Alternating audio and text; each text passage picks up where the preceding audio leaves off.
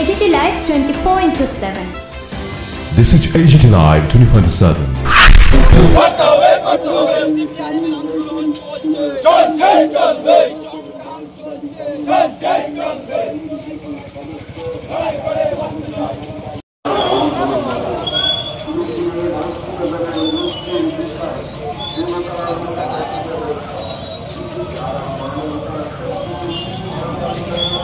আপনারা ইতিমধ্যে জেনে গেছেন যে রাজ্যের কিংবদন্তি জননেতা শ্রদ্ধেয় পদ্মনাথ মজুমদারের হয়েছেন তোমার প্রাণপ্রিয় দল ভারতের মার্ক্সবাদী কমিউনিস্ট পার্টির দলিত ব্যুরোর সদস্য, রাজ্য কমিটির সম্পাদক, বিধানসভার বিরোধী দলনেতা প্রতিরোধ সেখানে, আক্রমণ যেখানে, আক্রমণ যেখানে, প্রতিরোধ সেখানে।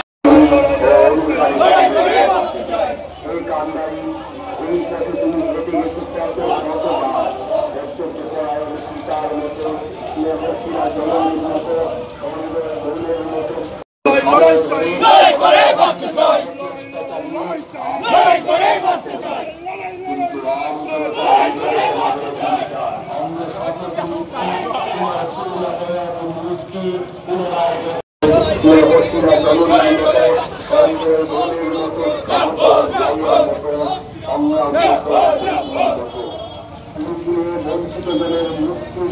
কিন্তু আপামর মানুষ যাদের মধ্যে আছেন তোমার প্রতি শ্রদ্ধাশীল ছাত্র, যুব, কৃষক, শ্রমিক, জমিয়া,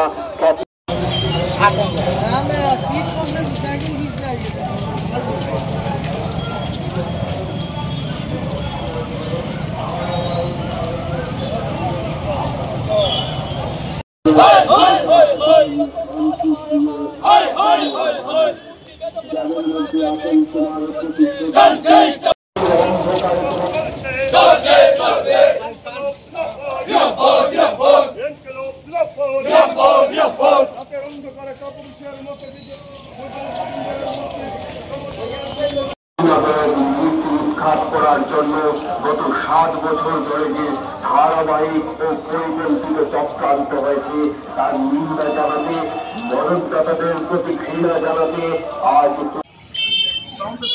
শিক্ষা হয়েছে দলের ভিতরে তার সম্পর্কে প্রশ্ন আছে। সেতে কোনো রাজা জমিদারের ঘরের ছেলেরা কি করে একটা সম্পদ তৈরি হলো? মানুষ জবাব চাইবে না, কোনো কাজ আছে? রাস্তাঘাট নেই, জল নেই, কল নেই, স্কুল ঠিক করতে দেবে না, শিক্ষক নেই, ডাক্তার নেই, নার্স নেই, ওষুধ নেই, চারদিকে হাহাকার চলছে।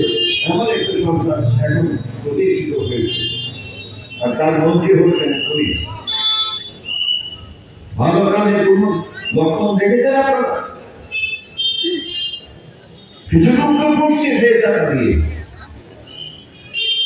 এবং এদেরকে দিয়ে সমস্ত দুষ্কর্মগুলি করাচ্ছে। আমি সতর্ক করে দিয়ে বলছি আপনাদের, বর্তমান মন্ত্রিসভার মধ্যে 3 জন আছে RSS এর ট্রেনিং প্রাপ্ত ক্যাডার, এবং তার মধ্যে আমি সহ কিন্তু RSS এর ক্যাডার নন। বিজেপি মুখ্যমন্ত্রী যিনি আমাদের রাজ্যের, এই ত্রিপুরায় হচ্ছে RSS এর ট্রেনিং ক্যাডার, আরেকজন হচ্ছে সুধাংশু দাস। এদের অপকীর্তি পত্রপত্রিকাতে বেরোচ্ছে ইতিমধ্যে, আপনারা জানেন। আর কুমারঘাট থেকে যিনি জিতেছেন ভগবান দাস, সর্বনাশ করে ছেড়ে দিচ্ছে রাজ্যটা। বৈদ্যনাথ মজুমদার সারা জীবন লড়াই সংগ্রাম করেছে, তার যে বিস্তৃত ইতিহাস, এই মহাজীবন, এই সংগ্রামী জীবনের ইতিহাস শেষ করে যাবে।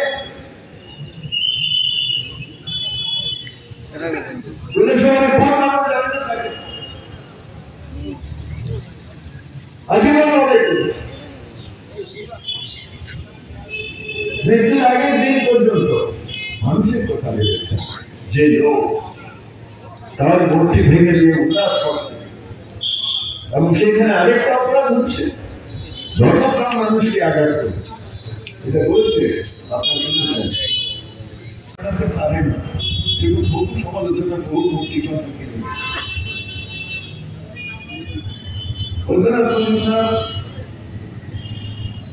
প্রয়াত হওয়ার পর 1911 সালে থেকে প্রয়াত হল 2012 সালে আমরা মূর্তি তৈরি করার জন্য তখনকার আমাদের ত্রিপুরার আর্ট কলেজে অধ্যাপক ডক্টর চাকমা এবং তার টিমকে অনুরোধ করেছিলাম আপনারা একটা বলি বৈদ্যনাথবাবুর একটা মূর্তি বানাতে। একই সঙ্গে ওয়াই থেকে আমাদের যিনি জনপ্রতিনিধি ছিলেন শ্রমিক সরকার, আমরা দুজন গেছি তারা। তিনি বললেন বৈদ্যনাথবাবুর একটা ছবি আমাকে দিই। আমি আমার টিমকে নিয়ে ওনার ছাত্র ছাত্রীদেরকে নিয়ে বসে আলোচনা করে কি খরচ হবে না হবে, কিভাবে মূর্তিটা হবে, কিসের মূর্তি হবে, আমরা সব ঠিক করে আপনাদের জানাবো। পরে উনি আমাদের জানালেন যে আমরা ফাইবার গ্লাস দিয়ে মূর্তিটা তৈরি করবো। বেশ আপনারা